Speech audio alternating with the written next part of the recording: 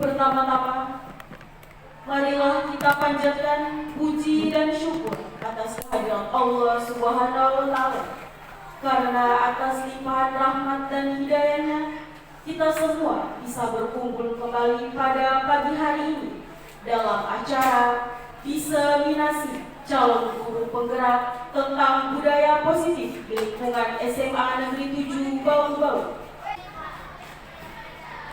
Bapak Ibu hadirin yang kami hormati, marilah kita membuka acara pada pagi hari ini dengan bersama-sama mengucapkan basmalah.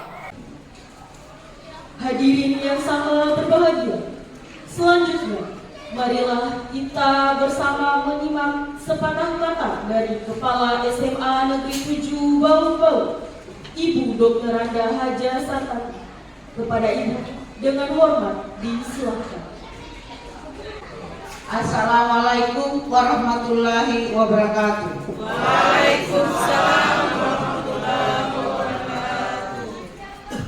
Yang terhormat Koordinator Pengawas sekaligus Pengawas Manajerial SMA Negeri 7 Bau-Bau, Bapak Dr. Randus Ilisman Lukman, MMPD, yang kami hormati Bapak Ibu tim Sekolah Penggerak SMA Negeri 7 Bau-Bau. Jadi ini yang pakaian hitam ini adalah tim Sekolah Penggerak. Kemudian yang kami hormati Bapak Ibu calon guru penggerak SMA Negeri 7 Bau-Bau serta Bapak Ibu guru SMA peserta aksi nyata dan PMO hari ini di SMA Negeri 7 Bau-Bau.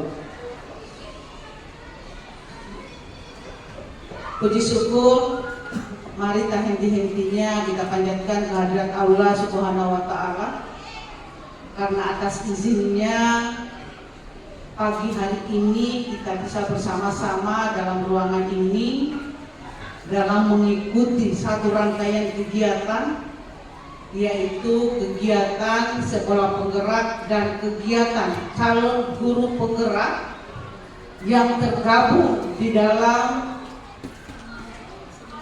Kombel Kanturuna SMA Negeri 7 Bau-Bau. Semoga kegiatan kita ini Bapak Ibu mendapat ridho dari Allah Subhanahu wa Ta'ala dan bisa membawa SMA Negeri 7 Bau-Bau menjadi SMA yang sejajar dengan SMA di luar sana. Bapak Ibu yang kami hormati, kegiatan kita pada hari ini adalah kegiatannya guru penggerak, yaitu aksi nyata diseminasi calon guru penggerak implementasi budaya positif di lingkungan SMA Negeri 7 Bau-Bau. Itu yang seperti itu. Jadi kali kesempatan ini Bapak Ibu, mari kita berpartisipasi aktif di dalam pelaksanaan diseminasi calon guru penggerak. Itu mungkin yang bisa saya sampaikan. Sebelum saya tutup, saya ucapkan terima kasih kepada Pak Yusman sudah menghadiri undangan kami, dan saya minta kepada Pak Yusman dan juga memohon kepada Bapak untuk membuka kegiatan diseminasi tentang budaya positif lingkup SMA Negeri 7 Bau-Bau yang merupakan program calon guru penggerak. Demikian saya akhiri dengan ucapan billahi taufiq wal hidayah. Wassalamualaikum warahmatullahi wabarakatuh.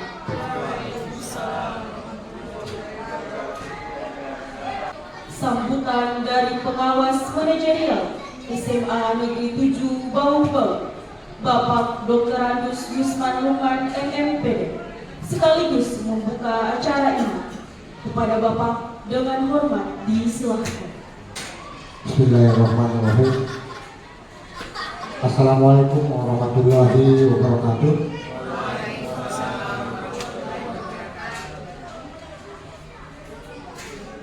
Yang terhormat Ibu Kepala SMA Negeri 7 Bau-Bau, yang saya hormati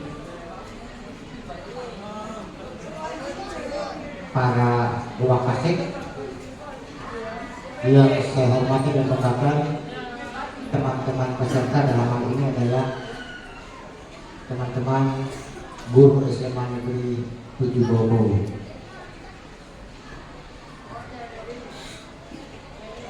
Sebelumnya saya ingin menyampaikan selamat kepada Ibu Sar dengan Pak Mas Halil yang sudah lolos untuk mengikuti kegiatan program guru penggerak tahun 2024. Alhamdulillah, puji dan syukur mari senantiasa kita panjatkan kehadiran Allah Subhanahu wa taala, Tuhan Yang Maha Esa, karena atas limpahan rahmat serta nikmatnya sehingga pada pagi hari ini kita masih diberikan kesempatan untuk hadir di tempat ini dalam keadaan sehat, dan insya Allah bukan hanya sehat tetapi kita juga memiliki kepedulian dan semangat untuk mengikuti seluruh rangkaian kegiatan-kegiatan yang telah kita rencanakan, sehingga pada akhirnya nanti kita akan mendapatkan hasil yang insya Allah pula dapat kita implementasikan di dalam kita melaksanakan tugas-tugas kita, yaitu sebagai guru, yaitu mendidik, mengajar, mendampingi dan seterusnya kepada peserta-peserta didik kita. Salawat dan salam mari pula kita kirimkan kepada junjungan Nabiullah Muhammad Sallallahu Alaihi Wasallam. Mudah-mudahan kita semua akan selalu bersama beliau, kemudian selalu dalam syafaatnya. Amin ya rabbal alamin. Mari teman-teman, saya punya keyakinan teman-teman memiliki kemampuan dan potensi untuk itu. Maka mari dengan sungguh-sungguh kita berupaya mendapatkan ilmu pengetahuan, keterampilan dari semua narasumber-narasumber yang mendampingi kita. Setelah kita mendapatkan ilmu pengetahuan, keterampilan, maka mari pula sungguh-sungguh kita selalu berupaya untuk melaksanakan tugas kita sebagai guru, yang diawali tentunya dengan merencanakan pembelajaran. Kan kemarin itu pasti kita diajar kan? Diajar bagaimana kita merencanakan pembelajaran. Lalu setelah itu kemudian kita diajari bagaimana melaksanakan apa yang telah kita rencanakan. Maka mari Bapak dan Ibu sungguh-sungguh laksanakan apa yang kita rencanakan. Setelah itu mari pula kita selalu berupaya untuk membiasakan, sehingga nanti akan menjadi budaya melakukan evaluasi dan refleksi apa yang telah kita rencanakan, apakah sudah harmonisasi atau terintegrasi dengan apa yang kita laksanakan. Mari kita dampingi siswa kita, mari kita selalu memanfaatkan kesempatan yang ada. Kesempatan yang ada untuk menimba ilmu sebesar-besarnya, karena guru itu memang hakikatnya tidak akan pernah berhenti belajar. kita tidak akan pernah berhenti belajar, karena apa yang ada di hadapan kita setiap saat itu mengalami perubahan. Bahwa sesuatu yang tidak bisa kita menafikan lagi adalah bagaimana kemudian di dalam pembelajaran kita tidak bisa lagi terlepas dari kemampuan kita memanfaatkan teknologi, utamanya TIK. Ada yang program baru tahun 2021 barangkali pembatik itu, yaitu bagaimana kemampuan atau peningkatan daripada kapasitas guru dalam memanfaatkan teknologi TIK di dalam melaksanakan pembelajaran. Sekira itu yang saya dapat sampaikan. Mohon maaf jika ada hal yang barangkali tidak berkenan, dan dengan memohon rahmat dan ridho dari Allah Subhanahu wa Ta'ala, Tuhan yang Maha Esa, mudah-mudahan kegiatan ini akan bermanfaat dan bernilai ibadah pahala di sisi Allah Subhanahu wa Ta'ala. Maka atas nama kita semua, kegiatan ini saya nyatakan dibuka. Bila kita baca, wassalamualaikum warahmatullahi wabarakatuh. Baik, Bapak Ibu, saatnya kita akan masuk di materi inti yang pertama, yaitu diseminasi budaya positif di SMA Negeri 7 Bau. Materi ini kami dapatkan, kalau saya sendiri itu kami sudah dapatkan di sekolah penggerak kemarin, kemudian di kegiatan guru penggerak. Jadi masih ada rangkaian. Nah, untuk lebih terarahnya kita punya kegiatan ini, kami berdua nanti akan saling bergantian menyampaikan materi, ya, karena waktunya mungkin sedikit singkat, jadi materinya mungkin agak cepat sedikit. Saya beri dulu ya Bapak Ibu. Jadi dalam mencapai suatu proses pembelajaran itu ada 3 hal yang harus Bapak Ibu perhatikan. Yang pertama, mendengarkan. Ya, oke, kita coba Bapak Ibu mendengarkan ya. Berarti yang digunakan indera pendengaran. Apakah Bapak Ibu siap mengikuti materi diseminasi hari ini? Siap. Oke, berarti pendengarannya Bapak Ibu bagus. Yang kedua, melihat. Sampai mendengarkan, kita juga harus bisa melihat. Nah, Bapak Ibu, coba Bapak Ibu peragakan apa yang saya lakukan, tapi jangan lakukan apa yang saya katakan. Bagaimana maksudnya Pak? Bisa diulang? Lakukan apa yang saya peragakan, dan jangan lakukan apa yang saya katakan. Karena ini melihat, berarti yang diperagakan langsung itu yang diperagakan. Ya, visi ya, Pak? Bukan visi penglihatan. Ya, penglihatan. Ya. Nah, kita coba Bapak Ibu. Pegang kepala. Awas dan upaya.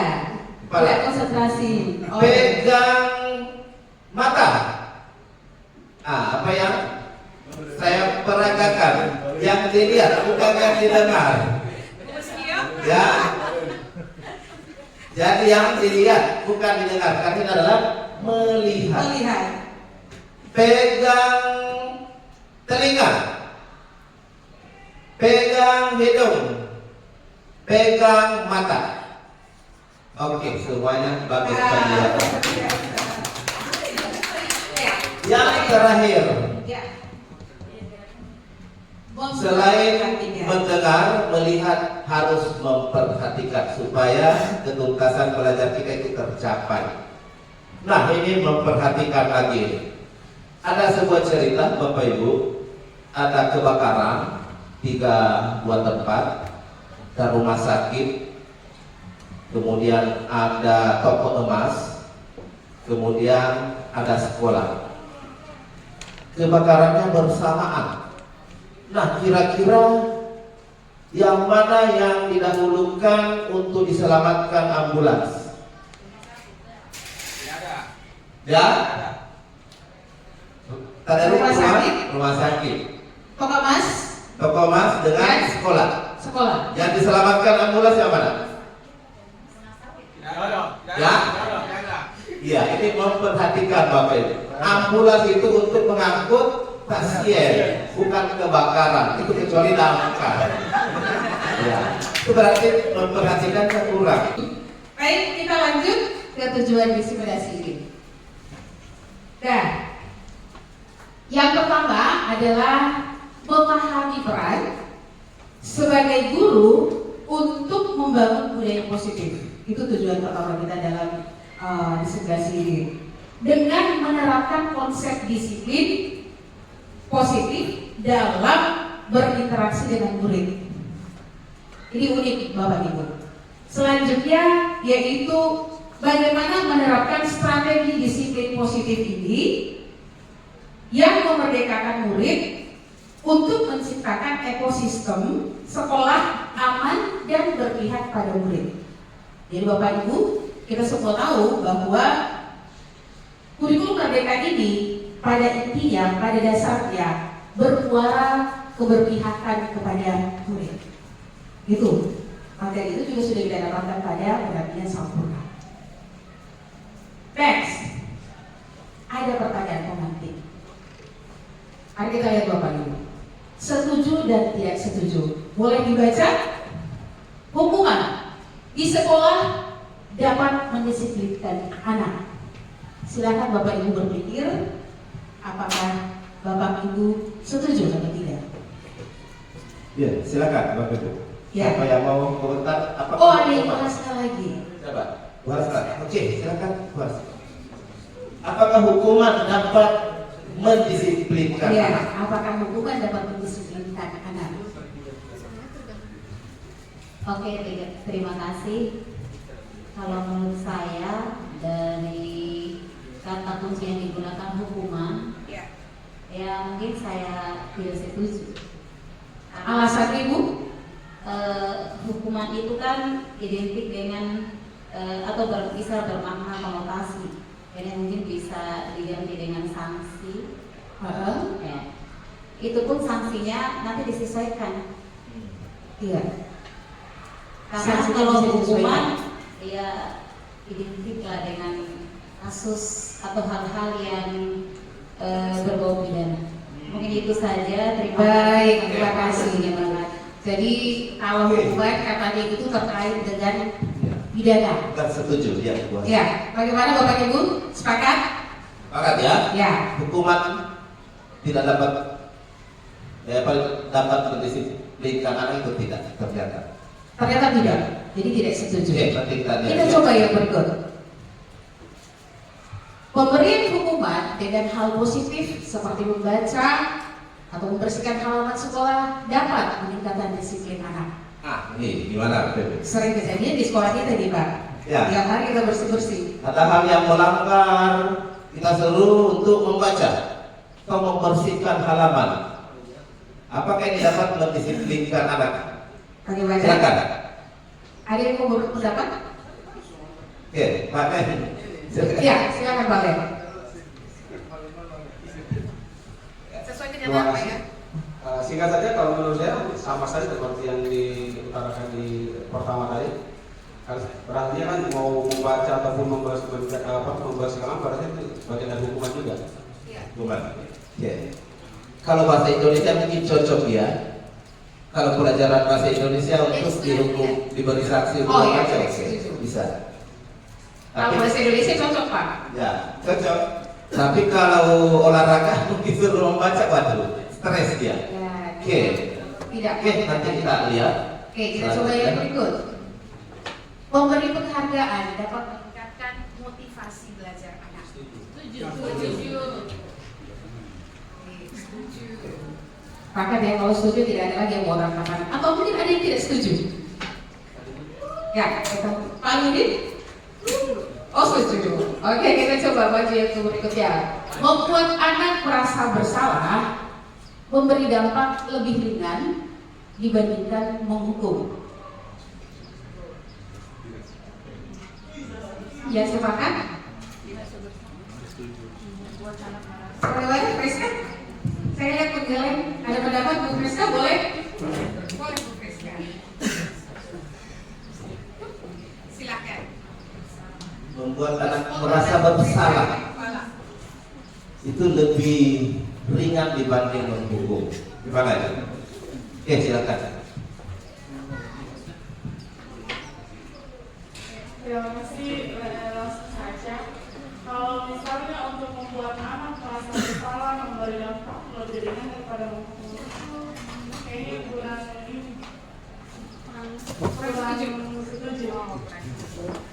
Karena kalau misalnya kita kayak apa dia membuat kesalahan, terus kita hanya membiarkan ya sudah jangan diulangi lagi tanpa ada hukuman, bisa jadi dia akan mengulanginya lagi. Terima kasih Bu Friska. Ya, kita tepuk tangan dulu untuk semua pendapat yang sudah kita sampaikan, setuju dan tidak setuju. Baik Bapak Ibu, kita lanjut.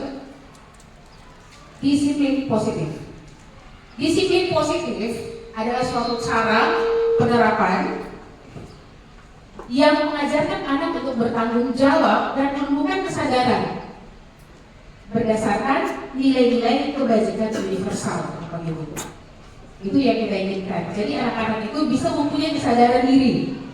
Kemudian sebagai pendidik, tujuan kita, mari kita pikirkan bersama bahwa tentu adalah menciptakan peserta didik yang memiliki disiplin positif, motivasi diri yang baik menuju perubahan perilaku ke arah yang lebih baik. Sepakat Bapak Ibu? Ya, saya yakin sebuah datang mengajar itu tentunya kita masuk kelas, kita datang ke sekolah, mau kita, anak kita itu memiliki motivasi yang tinggi semua. Kita menginginkan mereka punya perilaku yang baik, disiplin. Selanjutnya, silakan boleh. Pak Mas mau menambahkan? Ya, baik. Ini ada kaitannya dengan apa yang dipertanyakan kemarin tadi, seperti hukuman tadi itu ada pengaruh motivasi eksternal. Artinya karena dengan hukuman yang artinya dihukum dari orang lain sehingga dia melakukan sesuatu karena ujung-ujungnya adalah hukuman. Misalnya siswanya kita itu datang di sekolah karena takut dihukum. Ya, itu kan banyak yang seperti itu. Ya, kalau guru tidak ada, saya kira untuk memang datang di sekolah ini memang dengan penuh kesadaran bahwa saya akan menuntun anak murid saya di sekolah. Itu untuk menghindari hukuman, maka itu adalah motivasi eksternal. Ada yang memotivasi dia. Misalnya guru piket, wah saya takut dihukum, saya harus cepat-cepat datang. Ya, tuh. Kemudian yang kedua, mendapat imbalan. Artinya diberi penghargaan, itu adalah ada juga motivasi eksternal. Nanti dia akan bekerja dengan baik, menyelesaikan soal dengan baik kalau ada imbalan. Dan ini akan berpengaruh negatif terhadap dirinya kemudian. Karena kalau misalnya gurunya yang lain tidak memberi imbalan, maka dia tidak akan belajar. Oh begitu Pak. Seperti itu. Ya. Nah, yang diharapkan adalah motivasi internal. Jadi betul-betul siswa itu atau kita sendiri itu memang punya motivasi untuk kesadaran kita sendiri untuk melakukan disiplin. Bukan karena iming-iming imbalan atau misalnya hukuman seperti itu. Jadi yang diharapkan adalah dari motivasi internal. Nah, kita akan lihat nanti kita punya siswa kita atau didik kita ini bekerja. Apakah ada motivasi dari kepala sekolah karena takut ditegur, atau misalnya diawasi kepala sekolah, atau misalnya piket nanti saya dilaporkan, atau misalnya saya diberi surat pernyataan. Itu di guru, begitu juga di siswa. Jadi kita akan mengupayakan siswa kita itu bukan karena takut diberi poin misalnya, tetapi memang betul-betul dari motivasi internalnya yang muncul. Saya kira seperti itu untuk jadi ada dua Pak yang mempengaruhi perilaku kita, yaitu ada motivasi eksternal dan motivasi internal. Baik, keyakinan kelas. Nah, teman-teman mungkin sudah pernah dengar yang sering kita kerjakan di awal pembelajaran kita sudah diperintahkan, sudah kita sepakati bahwa sebelum masuk sekolah, sebelum masuk ke kelas, di awal pembelajaran kita akan membuat keyakinan kelas. Bapak Ibu, itu mirip dengan kesepakatan kelas kita, walaupun sebenarnya tidak sama. Nah, mari kita lihat, keyakinan kelas adalah nilai-nilai kebajikan atau prinsip-prinsip yang universal yang disepakati bersama secara universal dengan tidak melihat latar belakang suku, agama maupun negaranya. Jadi keyakinan kita dalam satu kelas itu, dalam satu sekolah harus sepakat. Satu, keyakinan itu ada. Ini sangat terrealisasi dalam kelas kita. Orangnya beda-beda, tetapi kita harus menyepakati satu hal di dalam kelas kita. Kemudian, menurut dosen ternyata bahwa suatu keyakinan itu akan lebih memotivasi seseorang dari dalam atau intrinsik tadi yang kita kaitkan dengan motivasi dari dalam diri atau internal. Seseorang akan lebih bersemangat jika menjalankan keyakinannya daripada hanya sekedar menjalankan sesuatu itu berdasarkan petunjuk orang lain, berdasarkan serangkaian peraturan seperti itu. Lanjut, bagaimana pembentukan keyakinan kelas? Teman-teman kemarin semua sudah membuat kesepakatan kelas ya? Ya, semua pelajaran sepertinya sudah selesai. Sudah disemprotkan juga pada DMS sekolah. Ya, mari kita lihat keyakinan kelas. Ini yang kami dapatkan dalam CGT. Keyakinan kelas bersifat abstrak dibandingkan dengan peraturan yang sifatnya lebih rinci dan konkret. Kemudian keyakinan kelas itu bisa berupa pernyataan-pernyataan yang sifatnya universal. Lalu pernyataan keyakinan kelas senantiasa dibuat dalam bentuk positif, pernyataan positif. Ya. Kemudian keyakinan kelas hendaknya tidak terlalu banyak sehingga mudah diingat oleh siswa. Coba kita ingat kembali keyakinan kelas kita kemarin, apakah ada 10 atau 6? Ya, mudah-mudahan setelah nanti mempelajari tentang keyakinan kelas ini kita bisa meninjau kembali kesepakatan kelas kita. Dan memang kesepakatan kelas ataupun keyakinan kelas itu tidak harga mati. Dia akan fleksibel seiring waktu dan keadaan, bisa ditinjau kembali. Baik Bapak Ibu, yang berikutnya adalah semua warga kelas sebaiknya ikut berkontribusi. Nah ini yang kemudian nanti akan membedakan kesepakatan kelas dan apa itu keyakinan kelas. Sekali lagi Ibu, Bapak Ibu, tadi kita sudah pelajari tentang motivasi eksternal Pak ya, dan motivasi internal.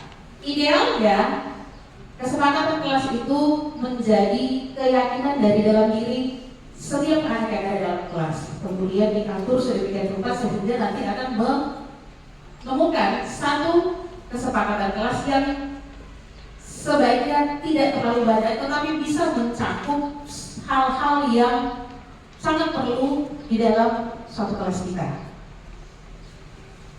Lanjut, ada yang mau ditambahkan Pak Mas? Boleh? Terima kasih. Jadi hal yang perlu Bapak Ibu pahami bahwa berbeda kesepakatan kelas dengan keyakinan kelas. Kalau kesepakatan kelas ya seperti yang kita susun kemarin, misalnya mengacungkan tangan sebelum mengeluarkan pendapat. Nah, kalau di keyakinan kelas itu artinya apa? Dalam nilai-nilai universal seperti menghormati orang lain, termasuk di situ. Misalnya mengembalikan buku ke tempat semula, berarti nilai keyakinan kelas itu adalah bertanggung jawab. Seperti itu kira-kira bahasanya. Yang bedanya antara kesepakatan kelas dengan keyakinan kelas. Oke, saya kira seperti itu. Makanya nanti kemudian tadi bahwa ternyata peraturan kelas dan keyakinan kelas itu dia beda sedikit Pak ya. Ya. Kalau peraturan kelas dia lebih rinci, keyakinan kelas dia lebih umum. Seperti tadi, angkat tangan. Nah, kalau kita tidak angkat tangan keluar begitu saja, berarti kita tidak menghormati orang-orang yang ada dalam kelas kita. Bisa dipahami Bapak Ibu? Baik, kita lanjut. Nah, peraturan, mari kita coba melihat peraturan yang ada di sini dan apa nilai kebajikan yang bisa didapatkan dari peraturan-peraturan yang ada. Pertama, selalu kembalikan buku ke tempatnya. Keyakinan kelas atau nilai kebajikan yang dituju adalah tanggung jawab. Sepakat Bapak Ibu ya? Ya. Kemudian, dilarang mengganggu orang lain. Nilai kebajikannya adalah menghormati orang lain dan tentu diri sendiri. Kalau tidak mau diganggu, jangan ganggu orang lain. Selanjutnya, hadir di sekolah 15 menit sebelum pembelajaran dimulai. Menghormati orang lain. Bagaimana Bapak Ibu? Apa iya? Menghormati orang lain? Ya, masuk akal ya. Kemudian komitmen pada tujuan atau nilai kebajikannya berkomitmen. Selanjutnya, peraturan dilarang melakukan kekerasan. Di samping menghormati orang lain, nilai kebajikan yang didapat adalah tentu adalah keselamatan. Memukul orang pasti kemudian juga. Seperti itu. Kemudian dilarang menggunakan narkoba. Kesehatan. Nilai kebajikannya adalah kesehatan. Atau mungkin teman ada yang mau menanggapi, ada nilai lain yang bisa didapatkan dari dilarang menggunakan narkoba? Ya. Kesehatan ya, sepakat. Bisa keselamatan. Bisa juga keselamatan. Karena kalau sudah ada satu yang kita ternyata terpapar narkoba di sekolah ini, itu pasti kecantuman.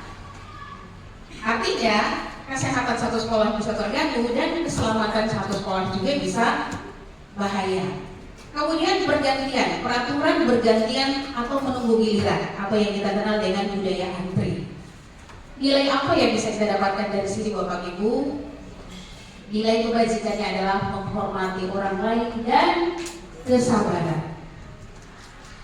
Ini banyak terjadi di sekolah kita, bahkan di info mungkin bisa lihat, bisa jadi ada juga yang selip-selip. Yang paling sering itu kalau di daerah-daerah perkantoran, kalau ada ordal ini bisa terjadi, bisa batal Bu. Ya, baik. Kemudian gunakan masker. Peraturan untuk menggunakan masker itu nilai kebajikannya adalah untuk kesehatan dan keselamatan kita semua. Setiap pihak Sampurna datang di sini pasti ada itu menggunakan masker. Kita ditanya sehat atau tidak? Yang tidak kurang sehat sebaiknya menggunakan masker. Lalu yang terakhir kita lihat peraturan jangan berlari di kelas atau di koridor. Nilai kebajikan yang ada adalah keselamatan dan keamanan. Bagaimana Pak Mas? Boleh ada lagi yang mau ditambahkan Pak? Iya, saya kira dari perbedaan tadi Bapak Ibu, jadi kita bisa mungkin membuat sebuah kesimpulan bahwa satu nilai kebajikan itu bisa terdiri dari beberapa kesepakatan kelas atau peraturan. Seperti itu ya Bapak Ibu, karena ini nilai-nilai kebajikannya seperti tanggung jawab, menghormati, kemudian keselamatan, kesehatan, itu ternyata bisa berada di beberapa peraturan. Nah, yang diutamakan untuk di kurikulum merdeka ini adalah keyakinan kelas Bapak Ibu. Bukan berarti bahwa kesepakatan kelas atau peraturan tidak boleh. Tetap dasarnya dari situ kemudian muncul namanya keyakinan kelas. Seperti itu Bapak Ibu. Ya, jadi nanti mungkin kita bisa kembangkan nanti pada saat kita merancang kesepakatan kelas, dinaikkan lagi levelnya menjadi keyakinan kelas. Iya, dia kalau mempertimbangkan nilai-nilai kebajikan yang bisa didapatkan dari apa yang sudah kamu. Baik, ada yang tergelitik, ada Ibu Ica mau memberikan pertanyaan Pak. Kami persilakan Bu Ica. Oh ya. Tes. Oke, sebelumnya terima kasih atas kesempatannya untuk Ibu Sasina dan Pak Masihali. Mungkin saya isinya bukan mengkritik, Saya cuma ingin, justru saya yang ingin dikritik ini pendapatnya tentang nilai kebajikan atau keyakinan kelas ini. Jadi tadi saya sudah mendengarkan tentang penjelasannya, maka saya menarik benang merahnya dan mohon dikritik ini sebentar Pak kalau memang salah. Berarti begini, ketika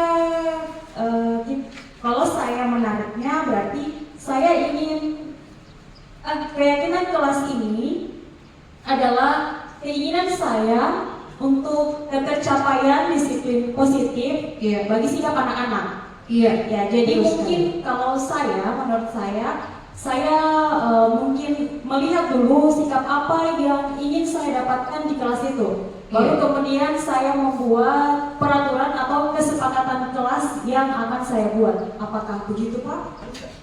Ya, Cocok, saya Bu. serahkan. Cocok Bu Ica. Pak Mas mau langsung jawab juga? Ya, sudah betul. Jadi sifatnya konfirmasi ternyata Pak. Alhamdulillah. Ya, Ah, jadi tujuan kita adalah nilai-nilai kebajikan inilah yang ingin kita tuju melalui sikap apa. Jadi itulah yang akan kita rancang. Misalnya ada anak-anak selalu mengganggu temannya, ya itu kenapa dia melakukan itu? Nilai-nilai kebajikan apa yang harus kita tanamkan di situ supaya tidak terjadi lagi. Ya misalnya menghormati orang lain, ya kan? Seperti itu. Jadi banyak tingkah laku anak-anak kita yang beragam, yang sebenarnya tujuannya adalah kebajikan, kebajikan. Kita arahkan ke sana nanti. Tenang saja, ada akan tercapai nanti dan sampai harapan itu di semua nanti akan muncul dari dalam dirinya sendiri. Iya, betul, Ya. betul. Kita mencoba melayani Ibu Martini. Oke, silakan. Silakan Bu Martini. Dari tadi saya lihat Sebenarnya ini bukan lebih kepada pertanyaan, tapi hampir sama dengan Ibu Ica, lebih kepada mengkonfirmasi. Ini peraturan sama dengan peraturan kesepakatan kelas, kemudian ada keyakinan kelas. Apakah dalam peraturan kelas tujuannya itu keyakinan kelas? Misal maksudnya peraturan kelas dibuat dengan tujuannya itu yaitu keyakinan kelas. Karena ini saya lihat peraturan selalu membalikan buku ke tempatnya, keyakinan kelasnya tanggung jawab. Berarti peraturan dibuat dengan keyakinan kelas itu harus ada tujuannya. Keyakinan kelas itu tujuan dari peraturan yang dibuat. Itu saja mungkin yang saya konfirmasi. Iya, betul sekali. Jadi keyakinan keras itu dia sifatnya positif dia, positif. Nah, kalau seperti bahasanya kan dilarang, itu kan negatif tuh. Jadi tidak ada lagi kata-kata dilarang membuang sampah sembarangan tempat, tetapi buanglah sampah pada tempatnya. Ya, itu jadi basic tidak ada lagi kata-kata Kalau buat dilarang. sampah Pak, Ya, bertanggung ya bertanggung jawab itu ujungnya ke sana,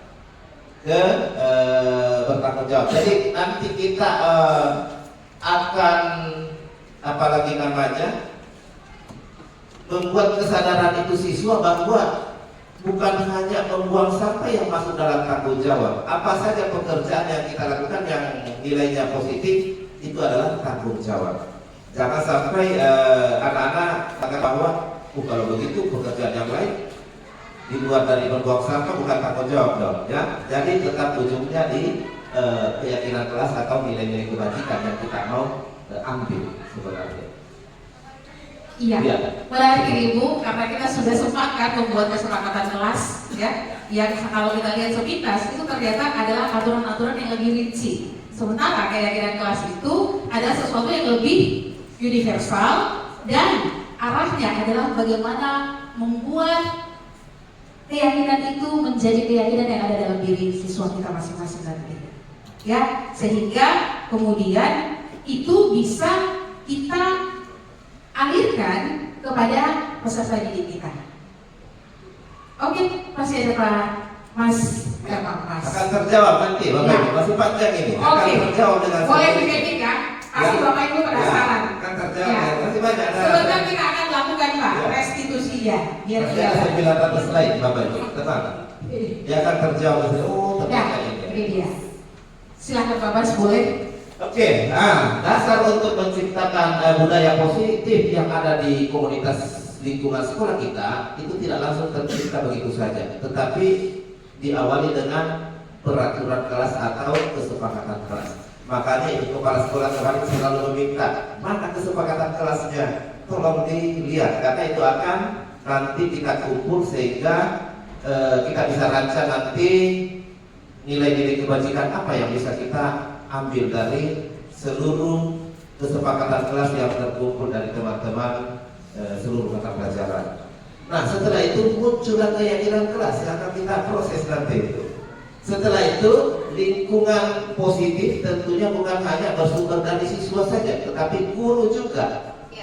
Ya, menguatkan atau misalnya melakukan disiplin positif seperti itu. Nah, kalau itu semuanya sudah tercipta, pasti secara otomatis budaya positif itu akan tercipta dengan sendirinya. Jadi mulai dari yang kecil-kecil dulu, kesepakatan kelas. Tidak bisa tercipta sebuah lingkungan yang positif atau budaya positif kalau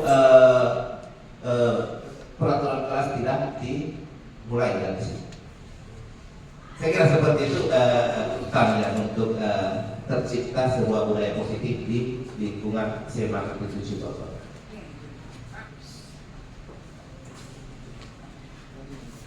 Selanjutnya hukuman, konsekuensi, dan restitusi. Ya, dikutip dari laman Merdeka Belajar, hukuman itu digunakan untuk menegakkan keadilan. Ya, kemudian konsekuensi itu bisa membantu siswa belajar dari tindakan yang mereka sendiri secara logis. Itu konsekuensi. Dan restitusi yang mungkin baru-baru ini kita dengar Bapak Ibu, restitusi dilakukan untuk memperkuat nilai tanggung jawab serta pemulihan tindakan yang terjadi karena kesalahan siswa. Selanjutnya, mari kita lihat identitas gagal dan identitas sukses. Bapak Ibu, ternyata dalam mendidik bisa jadi terjadi identitas gagal dan identitas sukses. Hukuman, konsekuensi, dan restitusi. Bisa dilihat pada tabel ini bahwa hukuman dia satu kolom dengan identitas gagal. Gagal. Ya, bisa lagi. Pemahamannya bahwa kalau ternyata hukuman itu kita lakukan kepada siswa, ya, itu bisa membuat identitas anak menjadi gagal. Dan kemudian penerapan disiplin dengan memberikan konsekuensi atas perbuatannya atau memberikan restitusi itu bisa membuat identitas anak bisa sukses. Boleh Pak Mas lanjutkan? Ya, baik Bapak Ibu. Ini kenapa dikatakan gagal hukuman? Karena biasanya Bapak Ibu itu hanya berlaku sesaat, dan itu bisa membuat anak-anak itu jadi dendam sama kita. Itu yang sehingga tidak diharapkan lagi. Tetapi yang kita harapkan itu adalah nanti akan larinya ke keyakinan yang sudah disepakati. Oh, kalau kamu berbuat begini, keyakinan apa yang kamu langgar? Padahal kan mereka juga yang susul. Nah, itu dilarinya ke situ supaya dia memiliki kesadaran. Oh iya Pak Guru ya. Jadi bagaimana cara kamu memperbaikinya? Seperti itu. Tidak lagi bahwa kamu terlambat lari ke dinding lapangan. Tidak lagi ya. Itu hukuman. Atau apalagi berdiri pegang telinga seperti kita dulu. Atau menyanyi di atas karena tidak tahu menjawab soal menyanyi. Itu hukuman semuanya. Ya, itu kita coba mulai hilangkan karena sesuai dengan penelitiannya bahwa itu adalah gagal. Kita mau mengarah ke seperti tadi yang disampaikan Ibu Hasna bahwa ini sepertinya kalau hukuman narapidana, makanya beralih ke konsekuensi tetap terjawab. Ya, bahkan yang lebih bagus nanti kita akan bahas tentang restitusi. Yang mana itu? Yang lebih bagus lagi restitusi. Oke, saya kira saya kembalikan ke Ibu. Baik, terima kasih. Jadi Bapak Ibu, kita mencoba memahami bahwa ternyata hukuman yang kita berikan kepada anak-anak itu tidak membuat pribadi anak itu menjadi semakin lebih baik. Ya, biasanya justru dia malah gagal. Kalau hukuman kita lakukan, Ibu Sarsila menghukum orang lain pulang, mobilnya Pak Mas dan Ibu Sarsila sudah dicoret-coret. Bisa jadi seperti itu. Motor Bapak Ibu sudah kehilangan rem, sudah dipreteli. Itu bukan kejadian yang tidak pernah terjadi, bahkan sering terjadi. Karena kenapa? Korban merasa, ya anak merasa menjadi korban, tidak mendapatkan keadilan. Murid, anak akan tersakiti. Ketika dia tersakiti, rasa dendam bisa ada. Baik Bapak Ibu, kita coba slide yang 1000 slide. Kita coba dulu lihat yang ini. Mari kita baca bersama kira-kira tindakan kita ini kira-kira itu adalah hukuman atau konsekuensi Bapak Ibu. Catat 100 kali di dalam buku kalimat saya tidak akan terlambat lagi. Apakah itu hukuman atau konsekuensi? Ya. Ada yang pernah lakukan ini? Boleh? Tidak ngaku? Ya. Oh tidak ada. Hukuman atau konsekuensi ini Bapak Ibu? Hukuman. Ya. Hukuman. Ya. Oke. Lari mengelilingi lapangan basket 2 kali karena terlambat hadir di sekolah. Bagaimana di guru olahraga? Ya. Hukuman bagi mata pelajaran lain selain penjas ya. Kalau penjas? Kalau penjas saya kira walaupun terlambat dia harus tetap keliling lapangan. Kalau temannya yang tidak terlambat Kalau dasar? 5 Berarti kali. kalau penjas Pak? Iya. Jangan terbalik, yang terlambat justru tidak lari, yang tidak terlambat lari keliling. Ya, justru ini yang tetap harus dia juga lari di lapangan sesuai dengan temannya tadi. Itu kalau olahraga bukan hukuman. Bukan hukuman. Tapi kalau Ya. pelajaran lain termasuk hukuman. Karena tidak connect Pak.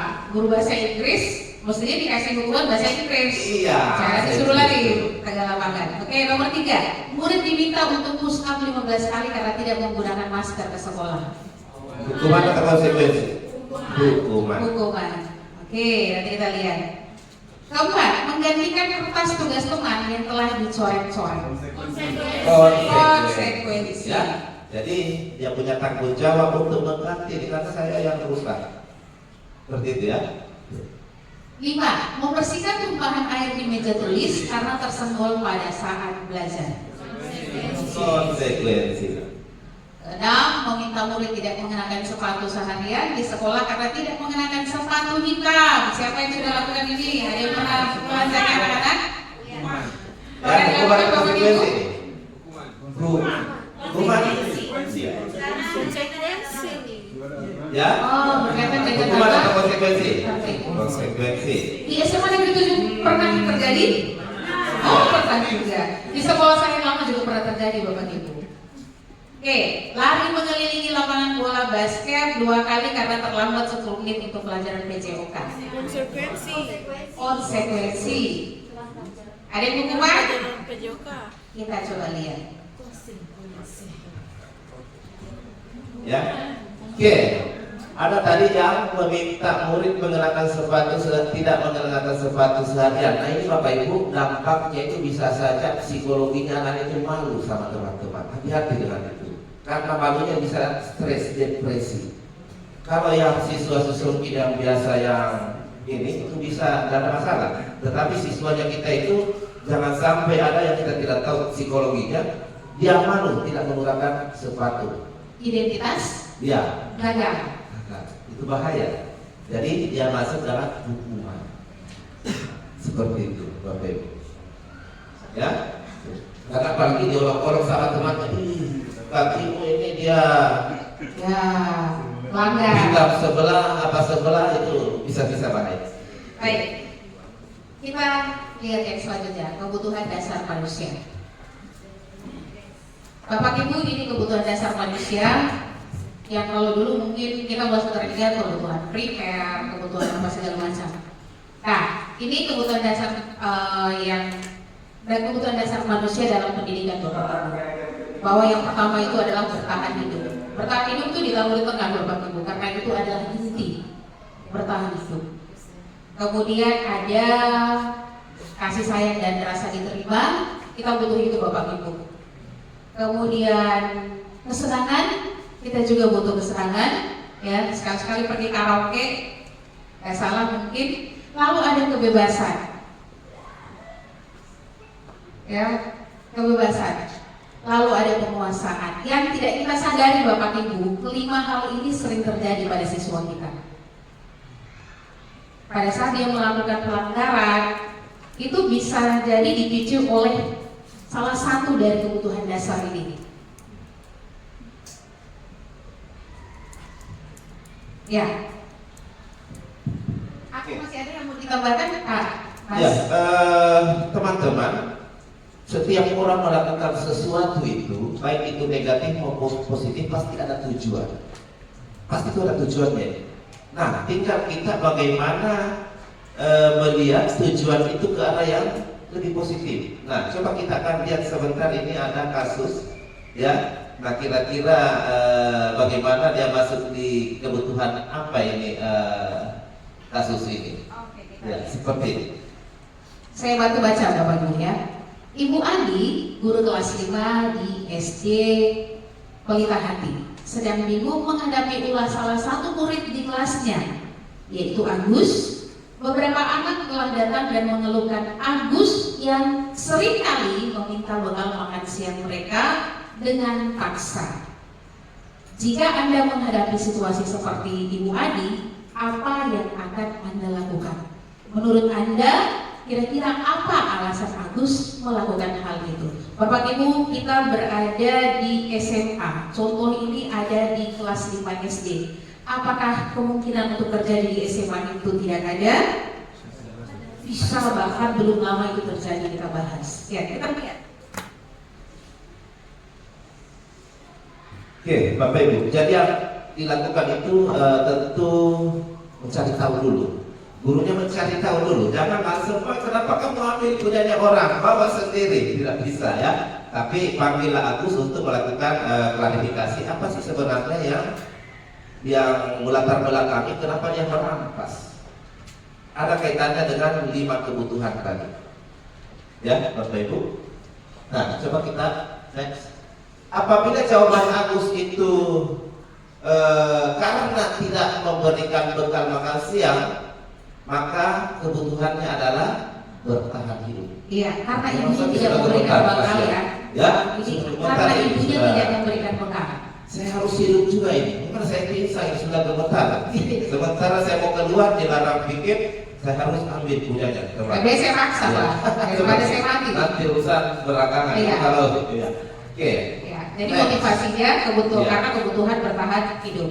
Berikut, apabila jawaban Agus karena ia senang temannya jadi memperhatikannya, ya, dia senang mengganggu, meminta karena supaya diperhatikan yang punya makanan, maka kebutuhannya adalah cinta kasih. Iya. Dia butuh kasih sayang. Ya. Dia butuh kasih sayang. Mungkin di rumahnya kurang perhatian ini. Di rumahnya kurang perhatian. Ya. Jadi error-errornya siswa kita itu Pak ternyata banyak faktor Pak. Iya. Ya, salah satunya cinta kasih sayang karena kebutuhan untuk diterima. Lanjut Pak Mas. Oke, jika jawaban Agus itu dia merasa hebat karena temannya jadi takut, ya, dia bisa menuruti keinginannya, maka kebutuhannya itu adalah kekuasaan. Ada ya anak kita yang seperti itu? Semua manusia kan ada juga itu biasa. Kita juga butuh kekuasaan. Ya, butuh pengakuan dia. Pengakuan. Selanjutnya, apabila jawaban Agus karena ternyata dia merasa bosan dengan bekal yang dibawakan oleh ibunya, karena selalu membawa bekal yang sama yang itu saja, maka kebutuhannya adalah kebebasan. Kebutuhan akan dilihat. Mungkin di rumahnya tidak berani bilang, ya. Ada juga bekalnya, tetapi itu terus. Saya lihat ini punyanya teman bagus. Ya, kurang improvisasi di rumah. Ya, jadi butuh kebebasan. Ya. Selanjutnya, oke, apabila jawaban Agus itu karena iseng saja dan dia menikmati ekspresi temannya jika dia mengganggunya, Itu kesal, kan ada juga itu siswa senang sekali diganggu teman karena dia kesal. Maka kebutuhannya itu adalah senang sekali melihat temannya kesal. Ya. Ada juga, ya. Semakin marah temannya, semakin dia ganggu. Padahal yang diganggu tidak terima. Itu semuanya harus kita cari semua informasinya, Bapak Ibu. Oke, saya silakan. Kebutuhannya adalah kebutuhan akan kesehatan. Yang terakhir ini biasa mungkin kita sebut orangnya tengil, ya, are-are kalau bahasa kita. Baik, selanjutnya Bapak Ibu posisi 5, posisi kontrol guru. Penghukum. Ya, Bapak Ibu mungkin kita bisa berpikir kembali, kita recall kembali, kita mengingat kembali, kita kira-kira kita ini berada pada posisi apa? Apakah kita ini penghukum, ataukah kita ini seorang pembuat merasa bersalah? Ya, kalau ada anak yang sudah melanggar, bahasa kita tidak langsung hukum, tetapi kita langsung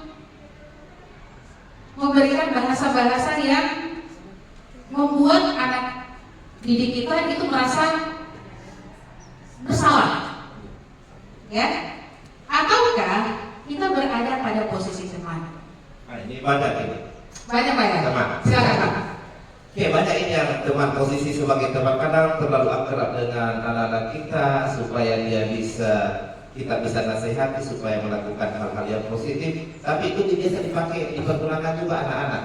Hanya guru-guru tertentu saja. Biasanya bapak-bapak ini Pak, yang anak muda. Kalau ibu galak Pak. Kalau sudah yang ketemu dengan guru-guru yang lain sudah tidak lagi karena hanya guru itu saja dia bisa bersikap positif. Ya, seperti itu. Baik, selanjutnya ternyata posisi kontrol guru itu ada juga yang menjadi pemantau. Pemantau ya seperti yang dilihat saja begitu, ya. Kemudian ada yang manajer, ya. Ternyata ada yang posisi kontrol guru itu sebagai manajer. Kita lihat Bapak Ibu seperti apa. Mari kita lihat. Oke, ini ada ilustrasi Bapak Ibu untuk melihat 5 posisi kontrol tadi dengan situasi yang berbeda. Silakan Bapak Ibu observasi aja. Salam bahagia Ibu dan Bapak guru hebat. Dalam penerapan disiplin positif restitusi, salah satu program yang dikembangkan adalah 5 posisi kontrol. 5 posisi kontrol dalam restitusi adalah proses perjalanan seorang pendidik agar dapat mengenali dirinya. Pada video kali ini, kita akan membahas tentang 5 posisi kontrol yang dikembangkan oleh Diane Gosson dan contoh penerapannya.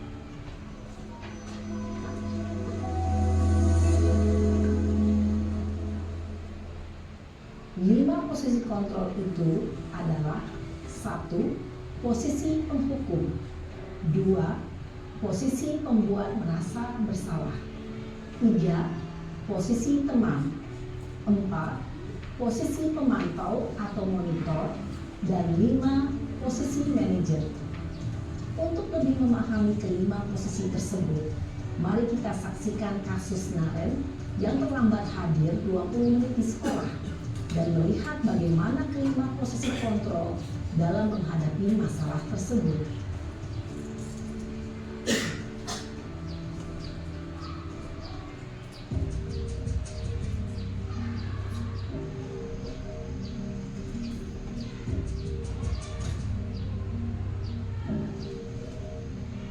Naren, sini kamu.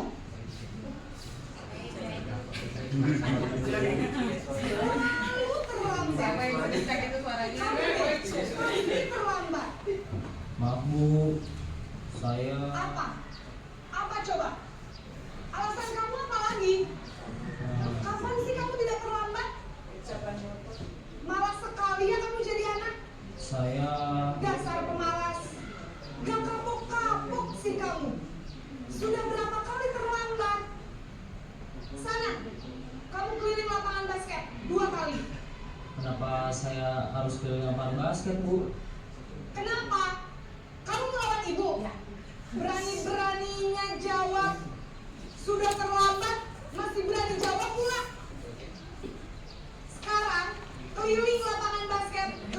alis kalian, biar kapok. Cepat, pergi sana ke lapangan basket. Mana di atas sampah? Posisi penghubung biasanya berbicara dengan nada tinggi, menghardik, menunjuk-nunjuk, menyakiti, dan menyindir. Hukuman bisa berupa fisik maupun psikis. Ibu dan bapak guru hebat. Dampak yang terjadi pada murid ketika guru berada pada posisi penghukum adalah murid cenderung akan memberontak, bahkan menyimpan dendam.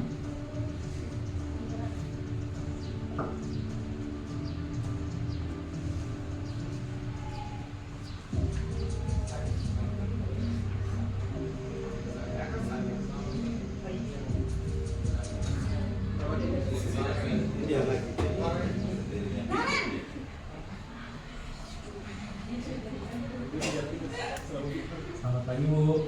Naren, kamu kenapa terlambat lagi, nak? Ya Tuhan, Naren, kamu senang ya bikin ibu susah ya? Kalau kamu terlambat lagi, nanti ibu yang ditegur bapak kepala sekolah.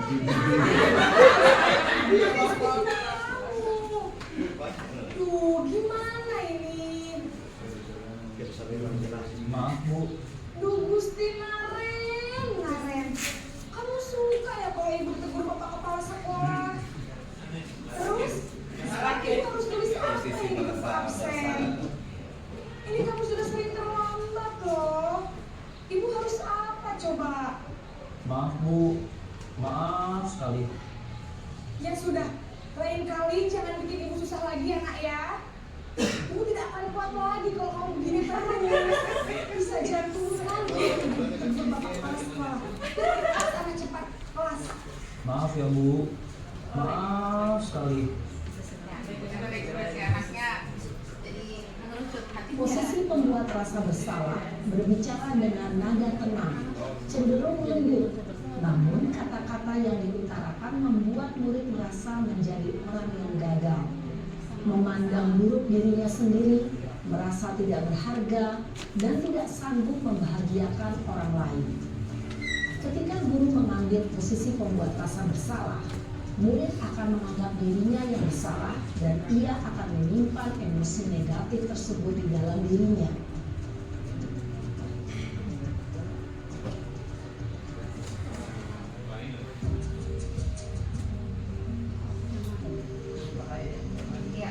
Keman.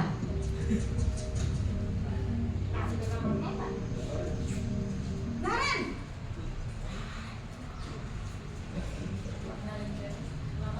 Selamat pagi Bu.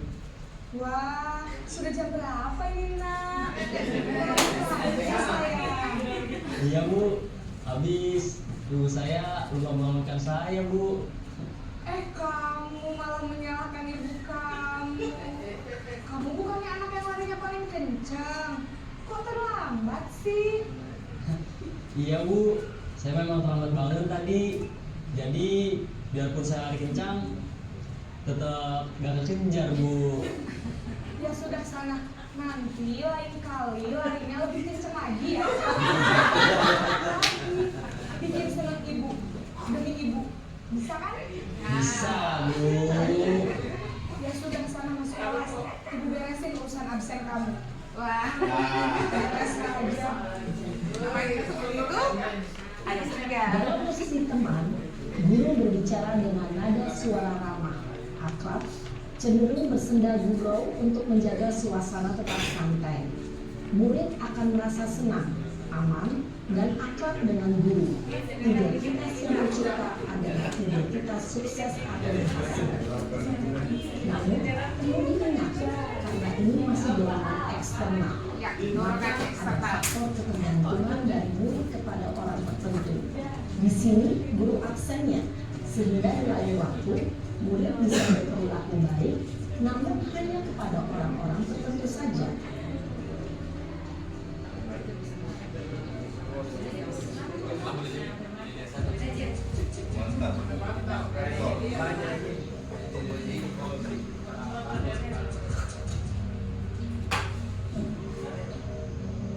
Naren,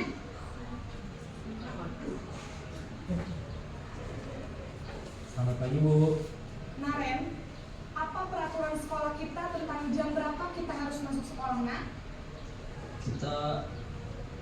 harus di sekolah jam 7, Bu. Iya betul, sekarang sudah jam 7.20. Kemarin sudah tahu konsekuensinya jika terlambat hadir. Paham, Bu. Saya harus tinggal kelas pas jam istirahat selama 20 menit. Iya benar, konsekuensinya demikian. Jadi nanti jam 9.30 pas istirahat, kamu harus tinggal di kelas, kerjakan tugas tambahan untuk ketertinggalan kamu, ya? Baik, Bu. Posisi pemantau mengandalkan penghitungan atau data untuk mengontrol murid. Guru mengarahkan murid berdasarkan peraturan dan konsekuensi. Seorang pemantau menunjukkan bahasa tubuh dan ekspresi wajah yang datar dan cenderung formal.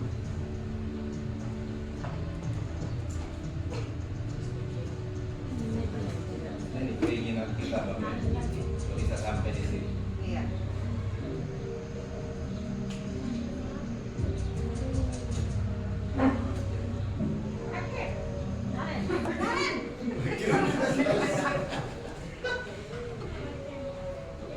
Selamat pagi, Bu.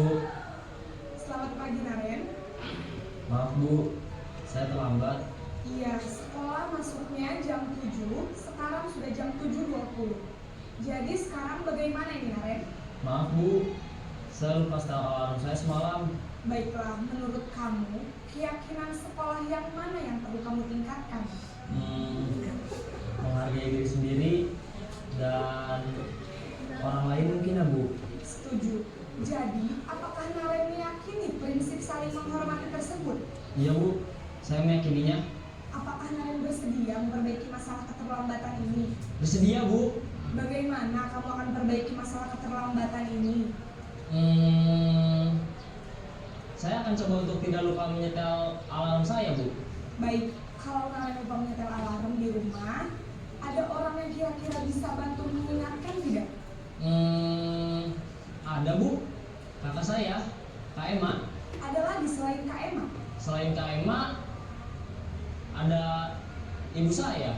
Baik, jadi yang mengingatkan Naren adalah Kak Emma dan ibu kamu ya? Kira-kira akan mulai setel alarm kapan nih Naren? Setelah pulang sekolah, akan segera saya lakukan. Baik, jadi Naren akan setel alarm untuk bangun besok pagi dan akan diingatkan oleh kakak dan ibu dan Naren ya. Ada lagi yang mungkin perlu dilakukan Naren agar tidak terlambat bangun lagi? Tidak ada, Bu. Baik Naren, terima kasih untuk kerjasama kamu. Sekarang kamu perlu kembali ke kelas untuk belajar. Baik, Bu. Terima kasih. Posisi manajer adalah posisi kontrol yang disarankan untuk membimbing murid memiliki sikap disiplin yang positif, yaitu murid yang mandiri, bertanggung jawab, dan dapat memecah. Oke, saya kira sudah ada bayangan teman-teman kira-kira yang mana yang terbaik. Ya, saya tidak perlu jelaskan apakah menghukum atau sebagai teman atau membuat siswa merasa bersalah atau pemantau atau manajer. Tapi yang saya harapkan dan kita semua harapkan minimal di pemantau teman-teman, ya, pemantau, kalau perlu di manajer. Oke, saya kira ini hanya gambarannya. Apa yang disampaikan tadi, kata-katanya itu sama dengan di video tadi ya, Bapak Ibu. Baik itu posisi pendukung, pembuat orang merasa bersalah, teman pemantau dan manajer. Yang jelasnya bahwa identitas gagal itu adalah menghukum dan membuat merasa bersalah. Yang lainnya ke atas bisa, tetapi kita harapkan di pemantau perlu manajer. Saya kira seperti itu. Lanjut. Oke, next aja langsung di restitusi, Bapak Ibu. Sebenarnya di restitusi ini adalah yang diterapkan tadi di posisi pemantau dan manajer, di mana kita dengan anak murid kita itu tidak ada motivasi eksternal, tetapi betul-betul dari internal, dari dalam dirinya menyadari bahwa ada sesuatu yang disepakati dan kita akan kembali ke situ. Apa itu di keyakinan sekolah atau keyakinan sekelas, seperti itu. Next aja. Nah, ini yang penting, bagaimana caranya menyelesaikan suatu persoalan dengan segitiga restitusi. Apa itu? Misalnya yang pertama adalah menstabilkan dulu identitas. Bagaimana menstabilkan identitas itu? Ya misalnya kita ini pernah melakukan juga kesalahan. Gurumu ini bukan manusia yang sempurna, pernah juga melakukan kesalahan. Jadi wajar kalau kamu juga melakukan kesalahan, supaya emosinya itu tidak naik, justru kita akan redam. Nah setelah itu masuk di validasi tindakan yang salah. Nah misalnya dia melakukan sebuah kesalahan, apakah itu misalnya terlambat, kita akan kembalikan. Misalnya apakah terlambat itu dia berada di keyakinan kelas yang kita sepakati itu di apa? Misalnya menghargai teman. Apakah kamu yakin dan bisa melaksanakan keyakinan keras, yaitu menghargai orang lain? Itu adalah memvalidasi tindakan yang salah. Kemudian setelah itu masuk di menanyakan keyakinan keras seperti di manajer tadi. Kira-kira bagaimana cara kamu untuk memperbaiki ini? Kalau dia memukul orang, berarti dia akan pergi meminta maaf dengan sendirinya, bukan karena dorongan orang lain. Seperti itu yang kita harapkan. Kalau misalnya dia terlambat tadi karena lupa menyetel alarm, dia sendiri yang mencari jawabannya. Bahwa kalau begitu Bu Guru, Bapak Guru, saya sebentar akan mulai menyetel jam alarm saya. Atau kalau anak-anak kita, Pak Guru saya terlambat dijemput oleh ibu saya, itu yang banyak itu. Kalau yang terlambat. Nah, mereka yang sendiri yang cari jawabannya. Kalau begitu apa yang kau lakukan supaya ibumu ini tepat waktu menjemput kamu dan kamu tidak terlambat? Atau misalnya karena kesibukannya orang tuamu, bagaimana cara kamu supaya kau tidak terlambat datang? Dia mengatakan, saya akan datang lebih cepat Pak Guru. Kalau perlu tidak ada orang, saya akan jalan kaki lebih cepat. Dia yang menemukan sendiri jawabannya. Dan kapan mulai dilakukan? Kita tanyakan lagi. Pasti dia akan mencari jawabannya. Minggu depan Pak Guru, hari ini Pak Guru, besok Pak Guru. Itu yang kita inginkan Bapak Ibu. Oke, saya kira seperti itu. Yang terakhir nanti kita akan praktekkan. Kalau masih panjang waktu sebenarnya saya akan simulasi. Tapi karena waktunya kita akan simulasi sebenarnya bagaimana mempraktekkan segitiga restitusi. Saya kira seperti itu Bapak Ibu. Nanti refleksinya silakan disorot, ya nanti diisi Bapak Ibu refleksi. Bisa juga ini nanti kita akan kirim juga di link linknya ini di WA. Saya kira itu Bapak Ibu, mohon maaf sudah menyita waktunya, ya. Terima kasih atas perhatiannya. Mudah-mudahan ada sedikit pencerahan, ada sedikit bayangan bahwa budaya positif ternyata seperti ini yang kita harus terapkan. Yang dulu-dulu yang pola-pola yang lama ternyata identitas gagal. Ya, oke. Saya kira seperti itu. Saya